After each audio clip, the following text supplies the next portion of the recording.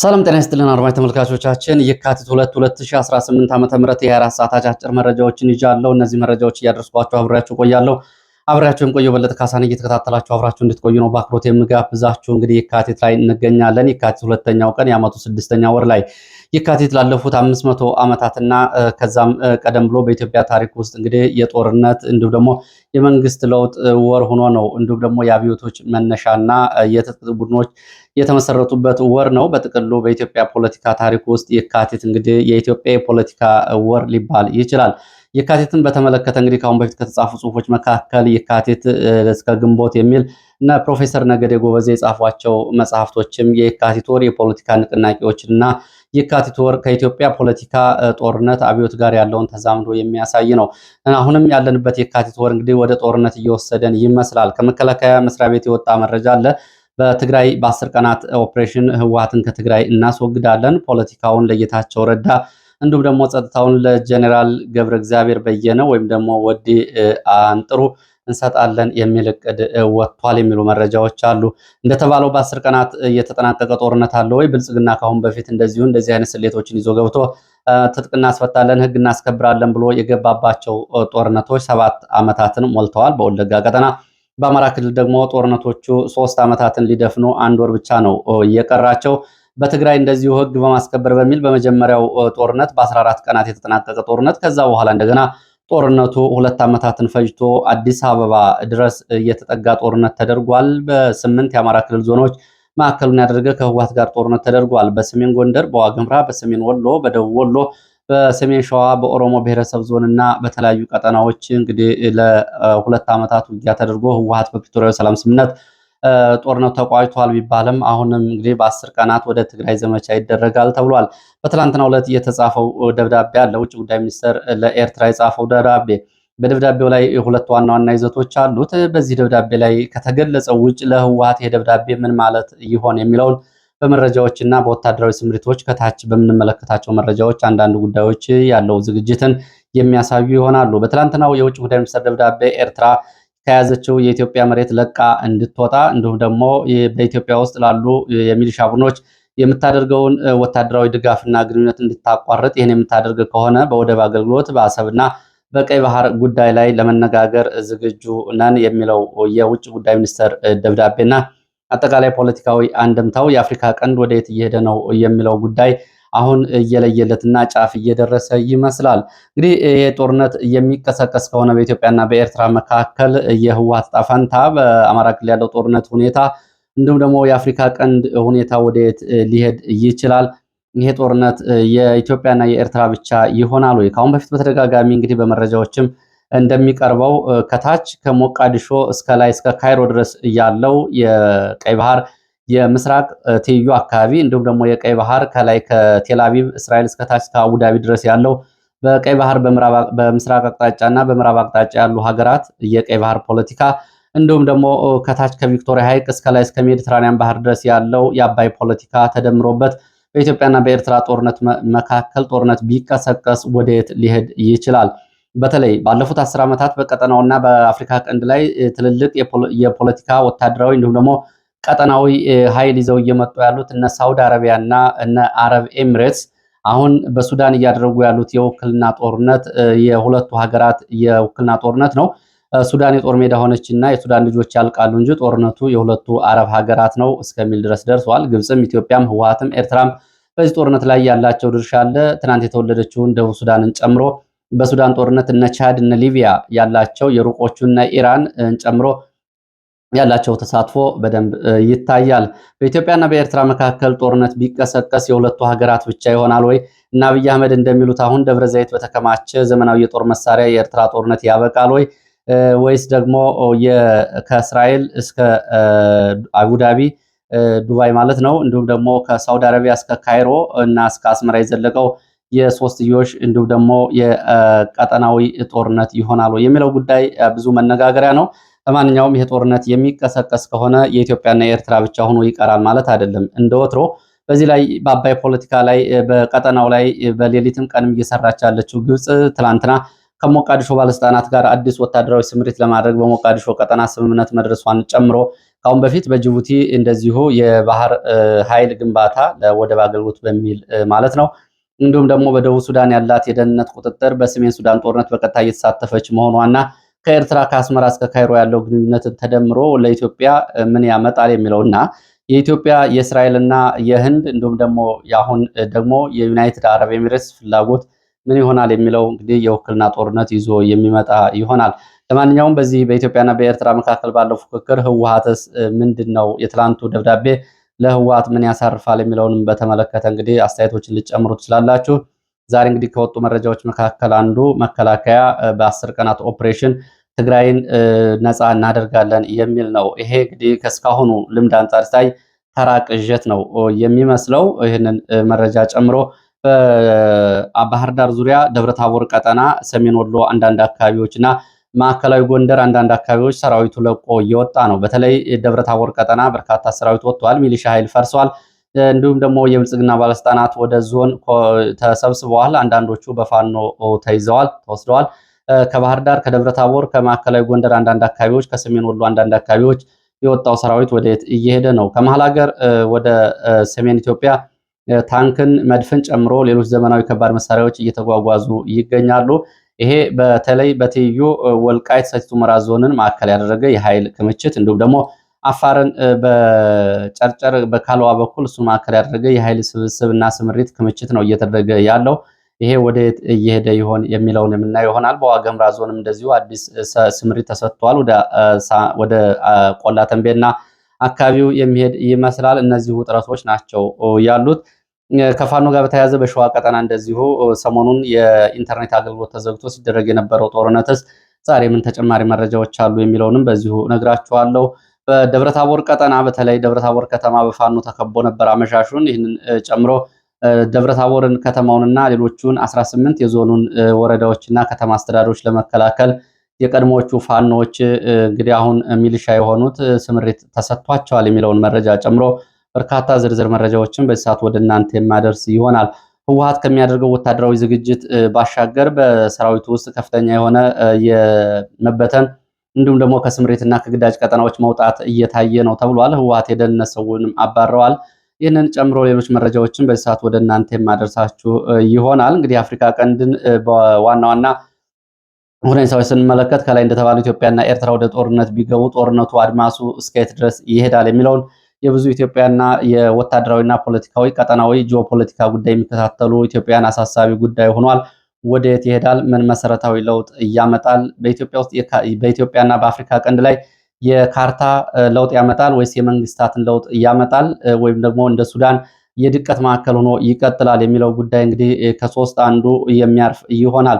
አሁን ባለው ሁኔታ ግን እና አብይ አህመድ አጠቃላይ ወታደራዊ እንዲሁም ደግሞ ስትራቴጂካዊ ግምገማ ስህተት ውስጥ እንደገቡ የሚያሳዩ መረጃዎችም ጭምራሉ። እንግዲህ በሞቃዲሾ ደግሞ እስራኤልን እያስጠነቀቀች ነው የምትገኘው። እስራኤል በሶማሌላንድ የወታደራዊ ቤዝ ወይም ደግሞ ወታደራዊ ማዘዣ ጣቢያ የምታቋቁም ከሆነ ወታደራዊ ሰፈሯን ከመገንባቷ በፊት ከእስራኤል ጋር ጦርነት እገባለሁ እያለች ነው ሞቃዲሾ። ይሄኛው እንግዲህ አብሮ የሚታይ ነው የሚሆነው። በእርግጥ ሞቃዲሾ በነገራችን ላይ ቀላል የሆነ የጦር መሳሪያ ድጋፍ እያገኘች አይደለም። ቱርክ እጅግ ዘመናዊ የሚባሉ ተዋጊ ጀቶችን ጨምሮ እነ ፓኪስታን እነ ሳውዲ አረቢያ ለሞቃዲሾ ከፍተኛ የሆነ የጦር መሳሪያ ድጋፍ እያደረጉ ነው። እነዚህ መሳሪያዎች ከአሜሪካ የተገዙ ጭምር እና ቱርኮች ደግሞ አዳዲስ ያመረቷቸው መሳሪያዎች ሲሆኑ እንዲሁም ደግሞ ባለፈው በህንድና በፓኪስታን ጦርነት ፓኪስታን የአየር ብልጫ የወሰደችባቸውን ዘመናዊ መሳሪያዎች ጭምር ሳውዲ አረቢያ ልትገዛላት ነው ለሞቃዲሾ የሚሉ መረጃዎች እየወጡ ነው። እንግዲህ በዚህን ይህንን ጨምሮ ሌሎች መረጃዎችን በቅደም ተከተል ወደ እናንተ አደርሳለሁ። ሸዋ ቀጠና ያለው መረጃ ላስቀድም፣ የእስካሁኖቹን መረጃና ትንታኔዎችን ጨምሮ ማለት ነው። ወደ ሸዋ ቀጠና ስንሄድ የኢንተርኔትና የስልክ አገልግሎት ተዘግቶ ያለው ውጊያ ዘመቻና ኦፕሬሽን ዛሬም ቀጥሏል። ዛሬ የካቲት 2 ማለዳ 8ኛ ቀኑን የያዘው ዘመቻ በይፋት በጣርማ በር፣ በቀወት፣ በሸዋሮቢት፣ በኤፍራታ ግድምና መንዝ ቆላማ ቦታዎች የቀጠለ ዘመቻ እንደሆነ የወጡ መረጃዎች ያሳያሉ። የስልክ በመጥፋት ቀጠናው በንጹሃን ላይ የሚደርሱ ሰቆቃዎች ለህዝብና ለሚዲያዎች እንዳይደርሱ ችግር ሆኗል ተብሏል። በዚህም እንግዲህ በንጹሃን ላይ እንደዚሁ ጉዳቶች ደርሰዋል። ዛሬ ማለዳ እንኳ ከሸዋሮቢት እንደውም ደግሞ ቆቦ ተብሎ ከሚጠሩ አካባቢዎች በመድፍና በዙ 23 ድብደባ በንጹሃን ላይ ጉዳት መድረሱን ማለዳ የወጡ መረጃዎች ያሳያሉ።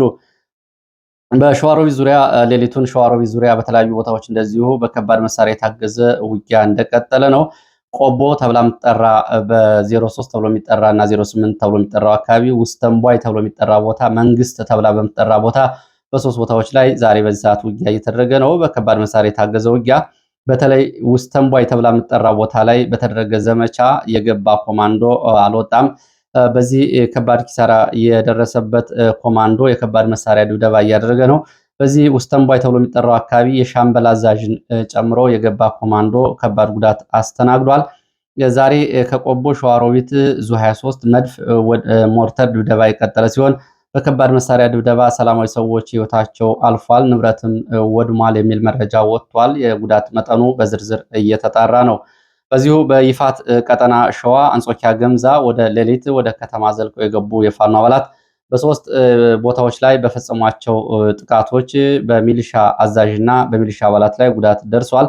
በአንጾኪያ ገምዛ ወረዳ በመኮይ ከተማ በሶስት ቦታዎች ላይ ሌሊቱ ፋኖ ጥቃት መፈጸሙን የገለጹት የመረጃ ምንጮች አንደኛ ስቴሽን ተብሎ የሚጠራው አካባቢ የባቡር ጣቢያ ማለት ነው።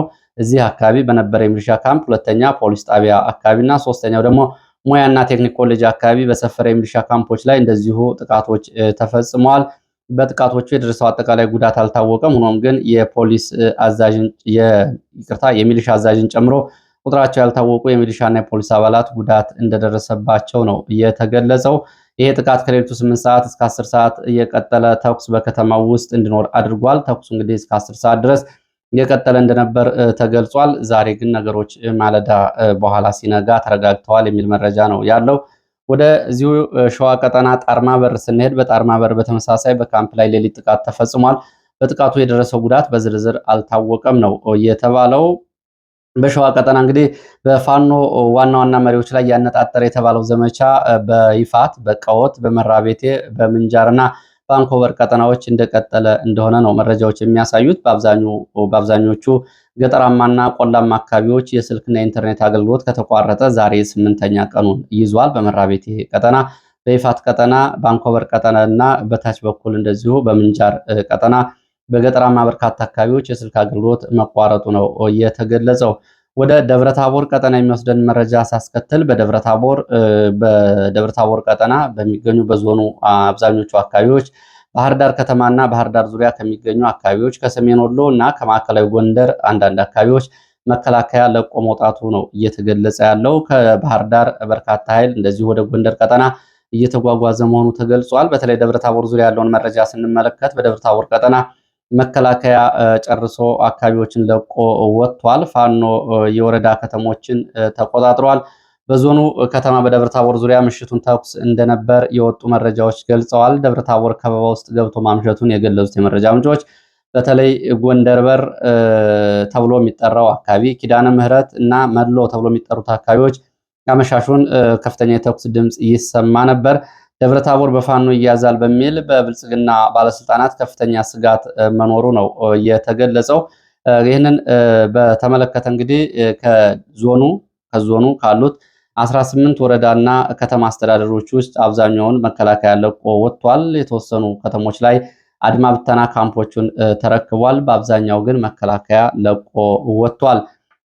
እብናት፣ መናመቀጠዋ፣ ስማዳ፣ ወገዳ፣ ሰዴሙጃ፣ አዳዳ፣ አርብ ገበያ፣ ንፋስ መውጫ፣ ደራ፣ ሙጃ፣ አንዳቤት ጨምሮ በርካታ አካባቢዎች በተለይ ከዋናው መንገድ ውጭ ያሉ በርካታ አካባቢዎች ላይ ያለ መከላከያ ወጥቷል። ስማዳ በነበረው ሁኔታ ደግሞ ከፍተኛ ሰብአዊ፣ ቁሳዊ ጉዳት ደርሷል።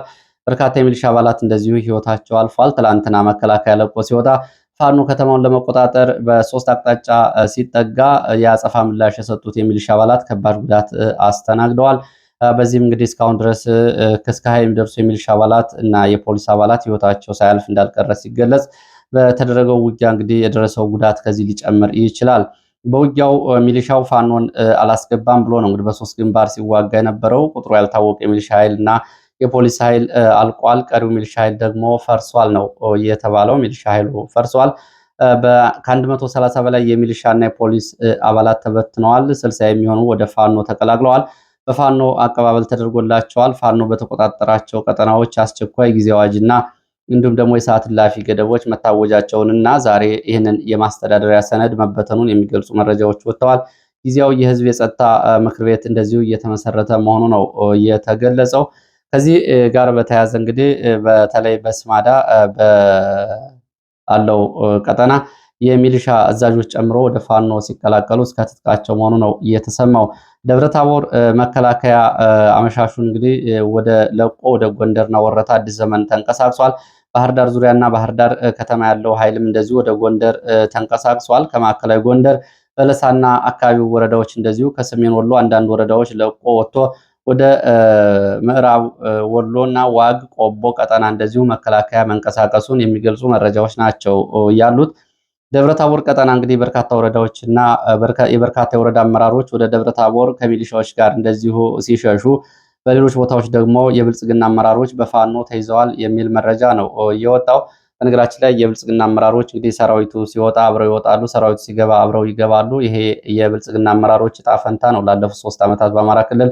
ይህንን ተከትሎ እንግዲህ የመከላከያ አንዳንድ አመራሮች የብልጽግና ባለስልጣናትን ኮዳ የሚል ስም አውጥተውላቸው እንደነበር ከአሁን በፊት መገለጹ ይታወቃል። መከላከያዎች ወደ የትም ቦታ ሲገቡም ከጎናቸው የማጠፋው የውሃ መያዣ ኮዳ አለ። ሲወጡም ይዘዋት ይወጣሉ፣ ሲገቡም ይዘዋት ይገባሉ።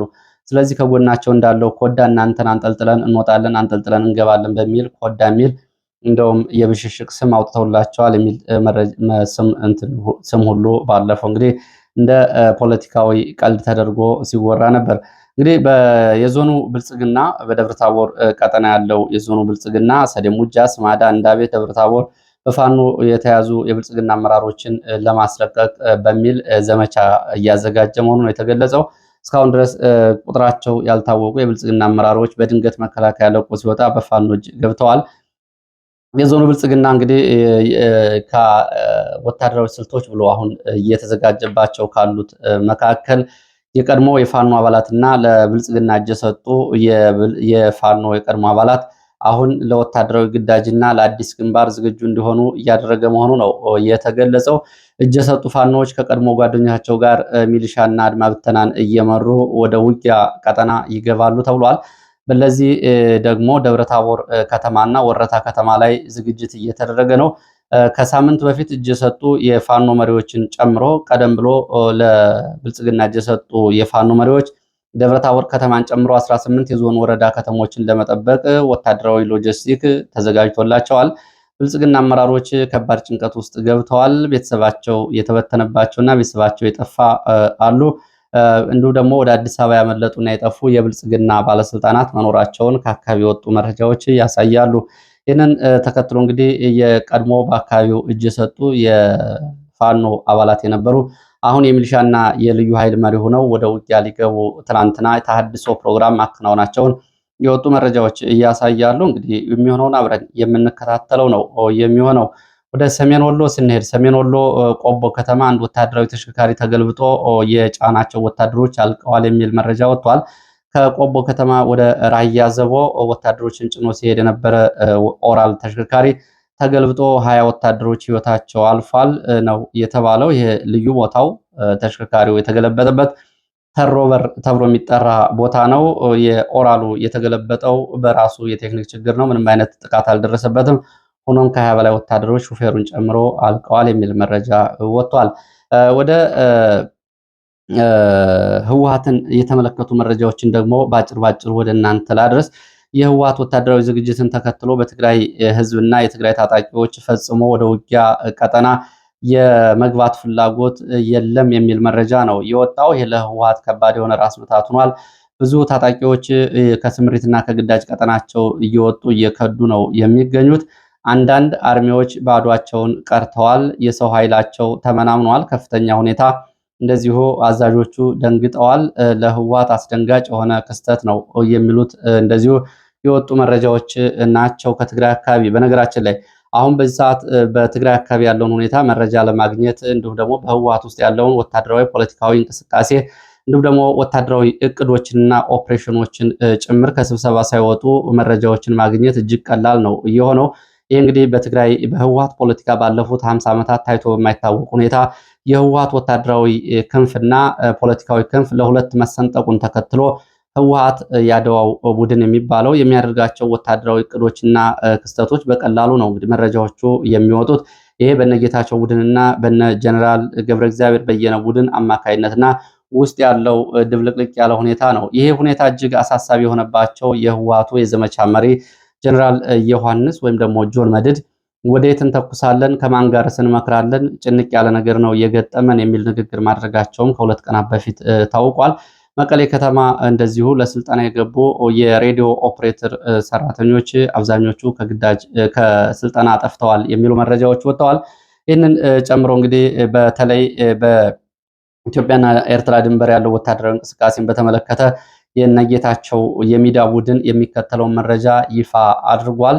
የነጌታቸው የሚዲያ ቡድን ይፋ እንዳደረገው በታህታይ አዳቦ ተብሎ በሚጠራው በኢትዮጵያ የትግራይ አካባቢ የኤርትራ ሰራዊት አዲ ጠጠር፣ አዲ አሰር ተብሎ በሚጠሩት አካባቢዎች የኤርትራ የእግረኛና የመካናይዝድ ኃይል ገብቷል ሲል የነጌታቸው ቡድን በሚዲያ ይህን አሰራጭቷል። አርሚ 42 ተብሎ የሚጠራው የህወሓት ታጣቂ ኃይል ወደ ወልቃይት እና አዲጎሹ ግንባር የተወሰነ የኤርትራ ኃይል ጋር ሆኖ እና አርሚ 70 ወደዚህ አካባቢ እንዲንቀሳቀስ ስምሪት ተሰጥቷል የሚል መረጃም ወጥቷል። አጠቃላይ የውጊያ እቅዶችና ስምሪቶችን በተመለከተ አርሚዎቹ እና የግንባር ድልድሎቻቸውን መረጃውንም እንደዚሁ ይፋ አድርገዋል። ከዚህ አንጻር እንግዲህ በታህታይ አዳቦ በአዲ ጠጠርና አዲ አሰር የኤርትራ እግረኛና መካናይዝድን ጨምሮ አርሚ 42 ወደ ወልቃይትና አዲጎሹ ግንባር የተወሰነ የኤርትራ ኃይል ተጨማሪ ተጨምሮ እንዲያጠቁ፣ አርሚ 70 ሸረሪና ወደ ምዕራብ አርማጭሆ አቅራቢያ ጠገዴን ወደ ወልቃይት እንዲያጠቃ፣ አርሚ 23 አርሚ 31 አርሚ 33 ወደ ዋግኽምራና ላስታ ግንባር እንዲሁም ደግሞ በራያ ቆቦ ትይዩ ባሉ አካባቢዎች ስምሪት እንዲወስዱ፣ አርሚ 11 አርሚ 13 አርሚ 17 አርሚ 35 ወደ ጠለምት ቀጠናዎች ማይጠምሪ፣ ምስራቅ ጠለምትና ምዕራብ ጠለምት ቀጠናዎች እንደዚሁ ወታደራዊ ስምሪት እንዲወስዱ፣ አርሚ 15 አርሚ 92 አርሚ 22 አርሚ 44 አርሚ 43 ወደ አፋር መስመር እንደዚሁ በአፋር ግንባር እንዲያጠቁና የአፋር ተቃዋሚዎች እነዚሁ አብረዋቸው እንዲሰለፉ ሁለት የአፋር ታጣቂዎች አሉ። በቀድሞ በስዩም ሀጂ የሚመሩ ታጣቂዎችና እንዲሁም ደግሞ አሁን በኤርትራ ውስጥ ያሉ ታጣቂዎች በዚህ ግንባር አብረው ይሰለፋሉ ከፊሎቹ የሚል ሲወጣ እንግዲህ ታጣቂዎቹ ይህንን ስምሪት ሲወስዱ በዚህ አብረው ከህወሓት ታጣቂዎች ጋር ይሰለፋሉ። አርሚ 60 የሚባለው የህወሓት ታጣቂ ደግሞ ሜካናይዝድ ነው።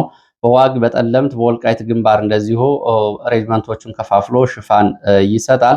አርሚ 50 ተብሎ የሚጠራው የህወሓት ታጣቂ ደግሞ መቀሌና በትግራይ ዋና ዋና ከተሞች የሚነሱ ተቃውሞዎች ካሉ ይህንን እንደዚሁ ይቆጣጠራል ተብሎ ስምሪት ተሰጥቷል። አርሚ 60 የመካናይዝዱ ማለት ነው እንግዲህ ከላይ እንደተገለጸው በተለያዩ ግንባሮች ሽፋን ይሰጣል። ምልስ ፖሊሶችና እንደዚሁም ደግሞ ጡረታ ላይ የወጡ ፖሊሶች መቀሌን ይጠብቃሉ። መቀሌ አየር ማረፊያ ከአዲስ አበባ እና ከሌሎች አካባቢዎች ኮማንዶ እንዳይራገፍ አርሚ 22 ተብሎ የሚጠራው አርሚ ከፊሉ አየር ማረፊያውን እንዲቆጣጠርና እንዲጠብቅ ትዕዛዝ ተሰጥቷል። ይሄ እየሆነ ባለበት ሁኔታ አርሚ 42 ተብሎ የሚጠራው ትልቁ የህወሓት ወታደራዊ ኃይል ግዳጅ ቢሰጠውም ከግማሽ በላይ የሚሆነው ኃይሉ ከግዳጅ ቀጠና ወጥቷል የሚለው መረጃ አብሮ ወጥቷል። ይሄ አርሚ 42 7 ክፍለ ጦሮች ያሉት ሲሆን ከክፍለ ጦሩ ከእያንዳንዱ በርካታ ኃይል ተበትኗል የሚሉ መረጃዎች ወጥተዋል። ክፍለ ጦሮቹና የተበተነውን ኃይል በተመለከተ ጽናት ተብሎ የሚጠራው ክፍለ ጦር ውስጥ ከ220 120ዎቹ ተበትነዋል። አሞራ ክፍለ ጦር ተብሎ ከሚጠራው ከ192ቱ ዘጠናዎቹ ተበትነዋል። መለስ ተብሎ ከሚጠራው ክፍለ ጦር ከ164 78ቱ ተበትነዋል። መቀሌ ተብሎ ከሚጠራው ክፍለ ጦር ከ237 ታጣቂዎች 98ቱ ተበትነዋል። ፈንቅል ተብሎ ከሚጠራው 167 አባላት 59ኙ ተበትነዋል። ደደቢት ተብሎ ከሚጠራው 230 አባላት 92ቱ ተበትነዋል። የካቲት ተብሎ ከሚጠራው 208 አባላት ውስጥ 104 የሚሆኑት ተበትነዋል። ከዚህ ባሻገር መቀሌ ከተማ ለሬዲዮ እና ለሳተላይት ለመገናኛ ለወታደራዊ አገልግሎት ስልጠና ላይ የነበሩ ከተለያዩ አርሚዎች የተውጣጡ እንደዚሁ ሰልጣኞችም ጠፍተዋል ነው የተባለው። ይህ እንግዲህ ሙሉ በሙሉ ጠፍተዋል ሊባል ይችላል። እንደነጌታቸው ቡድን የመረጃ ምንጮች ከሆነ ከነዚህ ከሰልጣኞቹ ውስጥ ከ42ቱ 40 ብቻ ናቸው እየቀሩት። ወደ ይቅርታ ከ42ቱ 2 ብቻ ናቸው የቀሩት፣ 40ዎቹ ጠፍተዋል ማለት ነው። በዚህም እንግዲህ ከአርሚ 6 ሄደው ስድስቱም ጠፍተዋል። ከአርሚ 17 6 ሄደው ስድስቱም ጠፍተዋል። ከአርሚ 13 6 ሄደው ስድስቱም ጠፍተዋል። ከአርሚ 44 6 ሄደው አምስቱ ጠፍተዋል። ከአርሚ 26 6 ሄደው ስድስቱ ጠፍተዋል። ከአርሚ 24 6 ሄደው አምስቱ ጠፍተዋል። ጠቅላላ ከ42 ሰልጣኞች 40ዎቹ ጠፍተዋል፣ ሁለት ብቻ ናቸው የቀሩት የሚል መረጃ ወጥቷል። ይህ እንግዲህ ከአርሚዎች ነው። የመጀመሪያው አርሚ የከአርሚ 17 በሚል ይስተካከል። ሌላው በሽሬ ቀጠና ያለ 24 ሰዓት መረጃን በተመለከተ ትላንትና ከሰዓት ጀምሮ በሽሬ ቀጠና በኢትዮጵያና ኤርትራ ድንበር እንዲሁም ደግሞ በተከዜ የደደቢት ቀጠናዎች የድሮን አሰሳና ቅኝት መደረጉን የሚገልጹ መረጃዎች ወጥተዋል። እስከ ባድመ ድረስ የአየር ካርታና የአየር ስምሪት ቅኝት መደረጉን የሚገልጹት የመረጃ ምንጮች ደደቢት፣ ሽሬ፣ ጸሊሞይ፣ ሽራሮ፣ ዛላምበሳ፣ ራማ በመሳሰሉ አካባቢዎች ትናንትና የድሮን ስምሪትና የአየር ቅኝት መደረጉን የመረጃ ምንጮች ገልጸዋል። ይሄ ቀጠና እንግዲህ ትላንትና መግለጫ የተሰጠበት ቀጠና ነው። ሌላው ወደዚሁ ወደ ሰሜን ኢትዮጵያ ኃይል ማጓጓዝን በተመለከተው ወደ ሰሜን ኢትዮጵያ ከባድ መሳሪያዎች እየተጓጓዙ መሆኑንም አሁን የወጡ መረጃዎች ያሳያሉ። ከነዚህ መካከል እንደዚሁ ኃይልም እየተጠጋ ይገኛል። ይሄ በተለይ በሰሜን ምዕራብ ኢትዮጵያ በኩል ቋራ፣ መተማ፣ አርማጭሆ ወደ ከባድ መሳሪያዎች እና ሰራዊት ወደ ወልቃይት የትግራይና የኤርትራ ትይዩ አካባቢዎች እንዲከማች እየተደረገ ሲሆን ይሄ ወልቃይት ዞንን ማዕከል ያደረገው ሲሆን በዋግ ግንባር ደግሞ በጀነራል ዘውዱ የሚመሩ 801ኛ 803ኛ ኮሮችን ጨምሮ አዲሱ እዝ 11 ጨምሮ እንደዚሁ ከምዕራብ እዝ የተወጣጣ ኃይልም ወደ ዋግ ግንባር እንዲንቀሳቀስ ተደርጓል። እንዲሁም ደግሞ የዳሎል ተብሎ የሚጠራው እዝም በዚሁ ቀጠና ይገኛል። ከዚህ እዝ ባሻገር በአበርገሌ ተንቤንና ኮረም ትይዩ ቀጠናዎች የስምሪት ይወስዳል ሲባል በከፊል በአፋርና በዋሽ አካባቢ እንደዚሁ አዲስ ኃይል ከመሃል አገር መንቀሳቀሱ ተገልጿል።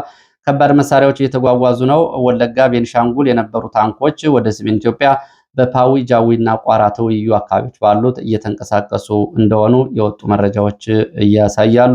እንግዲህ በትግራይ ያለውን ጦርነት በ10 ቀናት እንጨርሳለን የሚል እቅድ እንዳለ የሚገልጹት የመረጃ ምንጮች ከዚህ ጋር በተያያዘ እንግዲህ የከባድ መሳሪያዎች ወደ ትግራይ ድንበር አካባቢዎች እየተጠጉ ነው። የህወሓት የደህንነት ኃላፊ ተባረዋል። ኮሎኔል ተወልደ ከኃላፊነት ተባረዋል። ኮሎኔሉ በህወሓት ላይ ትችት ማቅረቡና ህወሓት ከኤርትራ ጋር ያለውን ጥምረት እንዲሁም ደግሞ ያለውን ወታደራዊ ዝግጅት መቃወሙን ተከትሎ እንደሆነ ተገልጿል። ህወሓት የተከፈለው ዋጋ ተከፍሎ ሀራ መሬት ያለውን ኃይል መደምሰስ ያስፈልገናል የሚል ውሳኔ ላይ ደርሷል። ግራ ገብቶናል፣ ወደየት መተኮስ እንኳ የምንችልበት አቅጣጫ የለም። ሆኖም ግን መጀመሪያ የሀራ መሬት እየተባለ የሚጠራውን ታጣቂ መደምሰስ የመጀመሪያ ስራችን ነው ሲል የህወሓት ወታደራዊ አዛዥ ጀነራል ዮሐንስ ተናግሯል ነው የተባለው። ሌላው ዛሬ ሌሊቱን ከአቡዳቢ የተነሱ የጦር መሳሪያ የጫኑ አውሮፕላኖች ከአቡዳቢ ተነስተው ከዩናይትድ አረብ ኤሚሬትስ ማለት ነው ወደ አዲስ አበባ ደብረ ዘይት ሀረር ሜዳ ተብሎ የሚጠራው የአየር ማረፊያ የጦር መሳሪያዎችን ማራገፋቸውን የሚገልጹ መረጃዎች ወጥተዋል። ለዚህ ሰዓት ያስኳቸው መረጃዎች እነዚህ ናቸው። ስለተከታተላችሁ በእጅጉ አመሰግናለሁ። በሌላ ተመሳሳይ መርሃ ግብር እስከምንገናኝ ድረስ መልካም ጊዜ